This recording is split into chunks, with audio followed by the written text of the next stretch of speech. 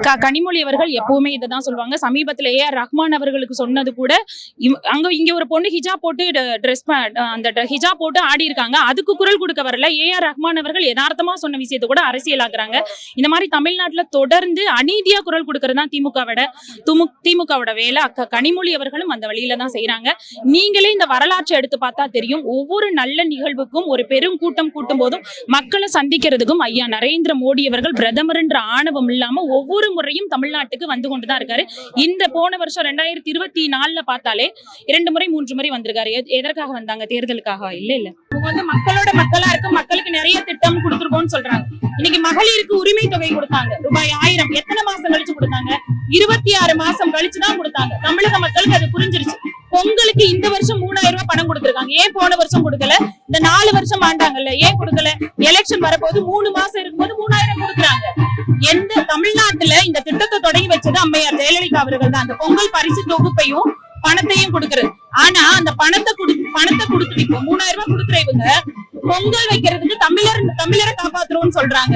மண்டை வெல்லம் கொடுக்கல, சக்கரை கொடுக்குறாங்க. இது என்ன ஆட்சி? நிறைய பேருக்கு கரும்பு கிடைக்கல, அரிசி சுத்தமா இல்ல, எந்த பொருளுமே தமிழ்நாட்டுல கிடைக்கல. இன்னைக்கு கரண்ட் பில், பால் விலை, சொத்து வரி எல்லாமே கூடிருச்சு. இன்னைக்கு எல்லா மக்களுமே கஷ்டப்படுறாங்க. லட்சக்கணக்கில் சம்பாதிக்கிறாங்க. அவங்களால கூட இன்னைக்கு பணத்தை மிச்சம் பண்ண முடியல. அந்த அளவுக்கு பொருளாதார நெருக்கடி தான் தமிழ்நாட்டுல இருக்கு. இந்த கூட்டணின்றது இது ஒரு முன்னோட்ட மாதிரி இன்னைக்கு நடந்துட்டு இருக்கு. மேலும் பல கூட்டணிக்கு வர்றதுக்கான வாய்ப்புகளும் இருக்கு. அப்படிதான் எங்க மாநில தலைமை சொல்லிட்டு இருக்காங்க. அதனால மிகப்பெரிய கூட்டணி இன்னும் அமையும், இன்னும் வலுப்படும்.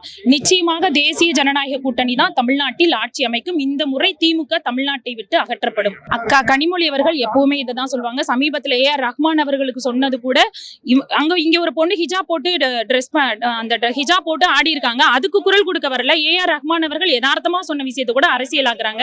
இந்த மாதிரி தமிழ்நாட்டில் தொடர்ந்து அநீதியா குரல் கொடுக்கறது தான் திமுகவோட வேலை. அக்கா கனிமொழி அவர்களும் அந்த வழியில தான் செய்யறாங்க. நீங்களே இந்த வரலாற்றை எடுத்து பார்த்தா தெரியும். ஒவ்வொரு நல்ல நிகழ்வுக்கும் ஒரு பெரும் கூட்டம் கூட்டும் போதும் மக்களை சந்திக்கிறதுக்கும் ஐயா நரேந்திர மோடி அவர்கள் பிரதமர் என்ற ஆணவம் இல்லாம ஒவ்வொரு முறையும் தமிழ்நாட்டுக்கு வந்து கொண்டுதான் இருக்காரு. இந்த போன வருஷம் 2024 பார்த்தாலே 2 முறை 3 முறை வந்திருக்காரு. எதற்காக வந்தாங்க? தேர்தலுக்காக இல்ல. இவங்க வந்து மக்களோட மக்களா இருக்கு, மக்களுக்கு நிறைய திட்டம் கொடுத்துருக்கோம்னு சொல்றாங்க.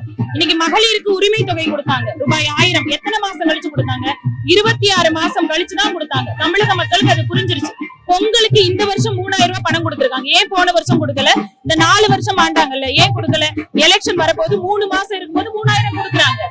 எந்த தமிழ்நாட்டுல இந்த திட்டத்தை தொடங்கி வச்சது அம்மையார் ஜெயலலிதா அவர்கள் தான். அந்த பொங்கல் பரிசு தொகுப்பையும் பணத்தையும் கொடுக்குறது. ஆனா அந்த பணத்தை கொடுத்து 3000 ரூபாய் கொடுக்குற இவங்க பொங்கல் வைக்கிறதுக்கு தமிழரை காப்பாத்துறோம்னு சொல்றாங்க.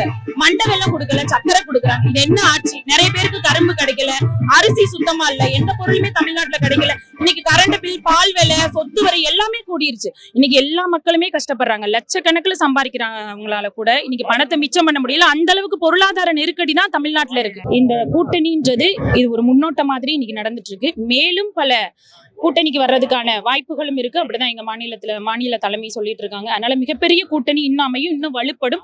நிச்சயமாக தேசிய ஜனநாயக கூட்டணி தான் தமிழ்நாட்டில் ஆட்சி அமைக்கும். இந்த முறை திமுக தமிழ்நாட்டை விட்டு அகற்றப்படும்.